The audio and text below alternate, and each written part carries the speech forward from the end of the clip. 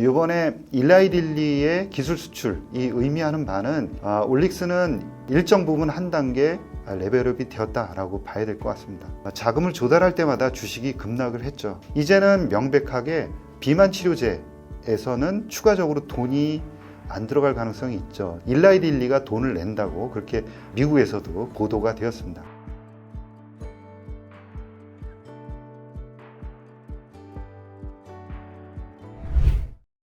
안녕하십니까. 바이오 투자학교의 이혜진입니다. 미국 바이오는 한 주간의 주가가 급등락하는 변동성 장세를 보였습니다.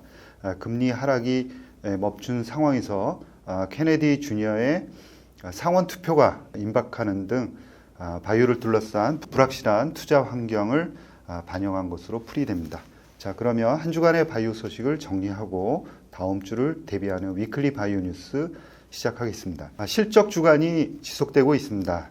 2월 12일 유한양행과 녹십자의 실적 발표가 있고요. 2월 14일은 오름 테라퓨틱 상장이 예정되어 있습니다. 오름 테라퓨틱에 대해서도 여러분들께 별도의 영상을 통해서 말씀을 드리도록 하겠습니다. 먼저 미국 경제 지표 동향을 살펴보면 미국 제조업 PMI 경기 확장세를 나타냈고 노동시장 일부 지표는 둔화 속에 견조한 모습을 나타냈습니다. 반면에 소비 심리 지수가 기대치를 크게 밑돌면서 시장은 한순간 긴장하기도 했는데요.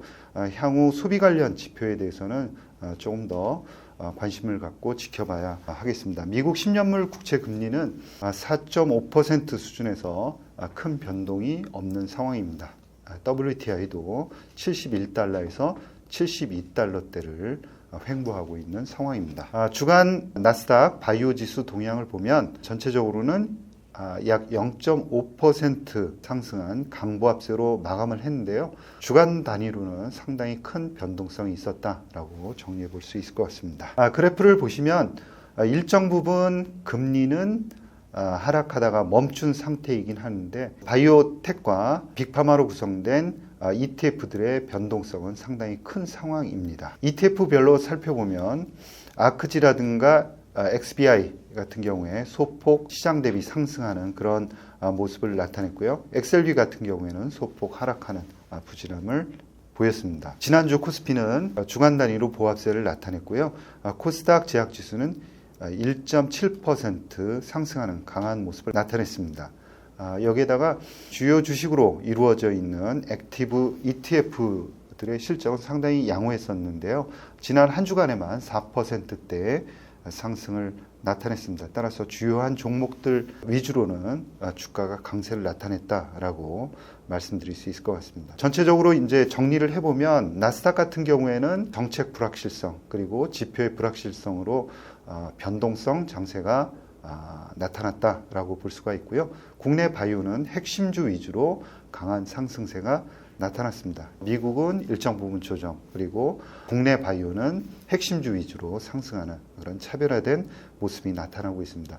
상반기에는 여전히 스케줄을 가지고 있는 그런 기업들 중심으로 해서 살펴보는 게 유리할 것이다 라고 생각을 합니다. 네, 특히 상반기에는 개별 기업의 성과에 집중해야 된다는 말씀을 해주셨었는데요. 앞으로의 방향성이 궁금합니다.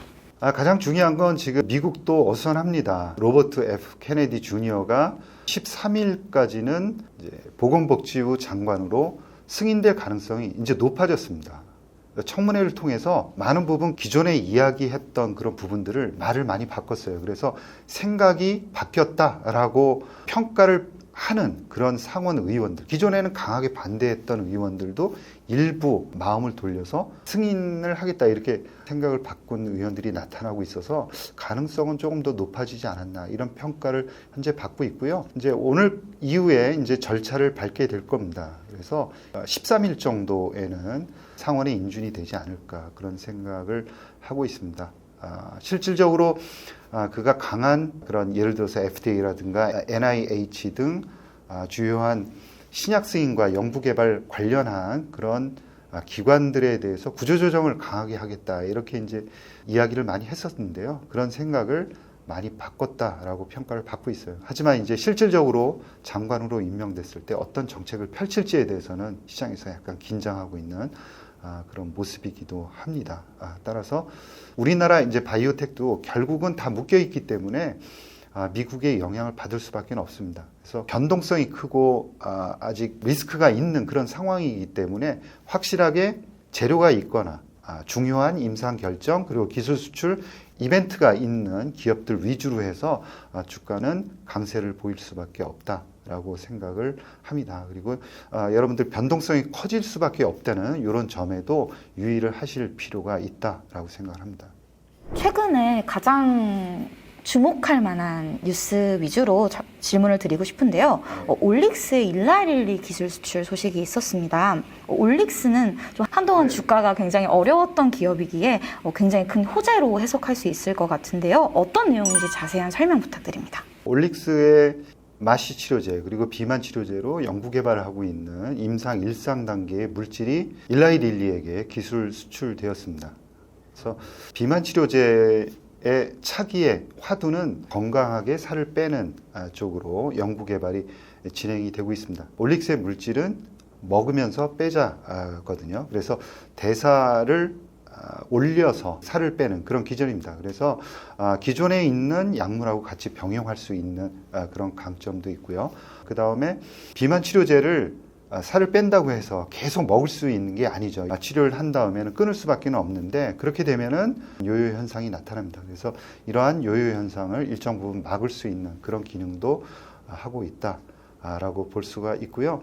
지금 올릭스 같은 경우에는 이틀 연속 주가가 상한가를 기록을 하고 있는데요. 과열됐다라는 우려도 있을 것 같습니다. 올릭스의 메인 파이프라인은 이제 따로 있는 상황에서 앞으로 올릭스의 방향성은 어떻게 될지가 궁금합니다. 사실 그 앞단에 가고 있는 그런 파이프라인들에 대해서는 진행 속도가 상당히 느리다 이렇게 평가를 할 수밖에 없는 거죠. 그렇죠? 황반 변성이라든가 기존의 비대 흉터 이런 부분들은 어떻게 보면 가장 돈이 많이 들어갔고 기대를 많이 했던 그런 파이프라인인데 잘 못 갔죠. 이런 부분들이 올릭스 주가에 영향을 미쳤다라고 보고 있습니다. 제가 늘 말씀드리지만 집안의 가장 큰 형이 이제 제 역할을 하지 못한다 그러면 상당히 어려워지는 거죠. 따라서 올릭스에서 가장 공을 들였던 그런 물질들이 시원스럽게 임상을 진행하지 못하고 있는 상황이고요. 올릭스가 계속해서 이제 시장에서 자금을 조달해서 사용하고 있는 그런 상황입니다. 그러다 보니까 이제 자금을 조달하고 임상 1상, 2상으로 가면서 돈이 더 많이 들어가는데 그러다 보니까 점점 더 부담스러운 거죠. 기술 수출이 돼야 하는데 이제 막혀 있었다라고 생각을 하고 있습니다. 그 상황에서 다행스럽게 최근에 탈모라든가 이런 비만 치료제가 올라오면서 추가적인 기술 수출이 이루어졌다라고 보고 있고요. 이번에 일라이릴리의 기술 수출이 의미하는 바는 올릭스는 일정 부분 한 단계 레벨업이 되었다라고 봐야 될 것 같습니다. 일라이릴리의 차세대 비만 물질을 개발하고 있기 때문에 향후에는 어느 정도 인정을 받고 그리고 시장에서 자금을 조달하더라도 큰 어려움은 겪지 않을 것으로 앞으로는 그렇게 생각을 합니다. 지난주에는 일라이릴리의 실적 발표가 있었는데요. 비만 치료제 관련된 숫자들이 중요할 것 같습니다. 이 실적 발표에서 어떤 내용들이 나왔고 앞으로 이제 가이던스의 변화가 있을지 여쭤보고 싶습니다. 2분기 정도 일라이릴리가 젯바운드 관련해서 맞추지 못했죠. 그래서 시장에서는 높은 PER을 받고 있는데 그에 부응하지 못했다라고 해서 주가도 일정 부분 조정을 받기도 했습니다. 그래서 제가 계속 강조드리지만 일라이릴리는 앞으로 실적을 잘 맞춰야 됩니다. 특히 젯바운드의 실적이 잘 나와야 주가도 지속적으로 올라갈 수밖에는 없습니다. 이게 이제 가장 중요한데요. 이번 4분기에서는 실적이 잘 나왔습니다. 그리고 중요한 것은 12월 달에 젯바운드의 성장세가 상당히 좋았다. 이렇게 이제 이야기를 해서 올해에 대한 기대감도 상당히 좋다라고 볼 수가 있고요. 2025년도에 젯바운드의 성장폭은 110%가 넘을 것으로 이렇게 예상이 됩니다. 그래서 올해 상당히 큰 폭으로 성장을 하고 내년 이후에는 평균적으로는 한 40%대 성장을 할 것으로 생각이 됩니다. 그렇게 본다 그러면 전체적으로도 내년에 한 30% 이상 성장을 하게 되고요. PER도 이제 2025년 말 기준으로 해서 상당폭 떨어지게 됩니다. 그렇게 되면 아주 높은 성장에 대한 부담감은 덜게 되죠. 그리고 제가 이제 일라이 릴리에 대해서 상당히 강조를 드리고 있는 부분은 현재 비만 치료제뿐만이 아니라 차세대 비만 치료제와 관련해서도 경구용 치료제라든가 또 근손실이라든가 이런 부분들에 대해서 가장 잘 준비를 하고 있는 그런 회사다라는 거죠. 그래서 중장기적인 측면에서도 충분히 지켜볼 만하다라고 생각을 하고 있고요. 물론 단기적으로는 시장의 기대치만큼 그 분기 실적을 맞추느냐 맞추지 못하느냐에 따라 가지고 변동성은 있겠습니다. SK 바이오팜도 지난주 실적 발표 이후로 주가가 굉장히 급등한 종목 중에 하나였는데요. 어떤 것들이 주가를 견인했다고 보시는지 궁금합니다. 네, 중요한 건 세노바메이트라고 봐야 되고요. 미국의 엑스코프리가 성장성이 상당히 잘 나왔죠. 기대보다 높았고 성장폭이 상당히 크다라는 게 증명이 되었습니다. 판매비 증가율은 18%대를 나타냈어요. 그러다 보니까 이익 증가폭은 더 늘어났다 이렇게 봐야 될 것 같고요. 작년 4분기에 이익 성장, 엑스코프리 성장 이런 부분들이 아주 인상적이었습니다. 따라서 애널리스트들은 향후에 이 세노바메이트의 그 블록버스터로 등극하는 그 연도를 조금 더 앞당겨서 잡을 수가 있었다라는 거죠. 따라서 실적이 크게 올라가면서 주가도 크게 반영되었습니다. 여기다가 상반기 내에 가시적인 성과를 발표를 하겠다라고 이야기를 하고 있어요. 그래서 제가 보는 것은 기존에 가지고 있는 이 세노바메이트의 빠른 성장성, 그리고 2030년까지의 성장성 이런 걸 본다 그러면은 한 10조 원 정도의 시가총액은 충분히 설명을 한다라고 생각을 하고요. 준비하고 있는 제2의 세노바메이트가 어느 정도의 파괴력이 있고 기존의 판매망을 효율적으로 활용할 수 있는 그런 물질이 있냐 이런 게 증명이 된다 그러면 주가는 여기에 더 상승폭을 더할 수 있다라고 생각을 하고 있습니다. 그래서 지난주에 거래량이 폭발하면서 주가도 상당폭 올랐습니다. 그래서 조정이 일어날 수는 있겠지만 상당히 긍정적인 모습을 보였다라고 정리해 볼 수 있을 것 같습니다. 리가켄 바이오 그리고 ABL 바이오에 이어서 대표적인 국내 ADC 기업으로서 오름 테라퓨틱을 소개해 주신 바가 있는데요. 이번 주 금요일이죠. 14일 코스닥 시장에 상장을 하게 되었습니다. 상장 과정에서 아쉽게도 메인 파이프라인에 대한 임상 중단이라는 악재가 있었는데요. 대표님은 이 상황을 어떻게 보고 계시는지 그리고 이제 신규 IPO 이후 오름 테라퓨틱을 어떻게 봐야 하는지 여쭤보고 싶습니다. 오름 테라퓨틱은 ADC 업체로서는 국내에서 리가켄 바이오, ABL 바이오, 그 다음에 오름 테라퓨틱 이렇게 세 개의 기업이 강자로 있고요. 그 외에도 이제 새롭게 올라오는 기업들이 있습니다. 그래서 우리나라는 ADC의 강국이다 이렇게 얘기를 하더라도 뭐 손색이 없습니다. 글로벌리 인정받는 그런 기업들이 많구나라는 게 아주 긍정적이고요. 그 가운데서 이 오름 테라퓨틱은 상당히 독특하죠. ADC 중에서도 그냥 ADC가 아니라 단백질 분해제를 결합한 DAC를 개발하고 있는 그런 회사고요. 글로벌리 DAC를 개발하고 있는 업체들도 많지 않습니다. 그리고 임상을 진행하고 있는 업체는 오름 테라퓨틱이 거의 유일하다 이렇게 봐야 될 것 같습니다. 그래서 임상 1상을 진행하고 있는 SAE 중대한 부작용이 임상 중에 나타났죠. 그래서 추가적인 환자 모집이 되고 있지 않는 그런 상황입니다. 시간이 지나면 원인이 어떤 원인이고 어떤 방식으로 진행이 될지는 아마 확인이 될 것으로 생각합니다. 지금 현재에서 이렇다 저렇다 이야기는 상당히 어려운 것 같고요.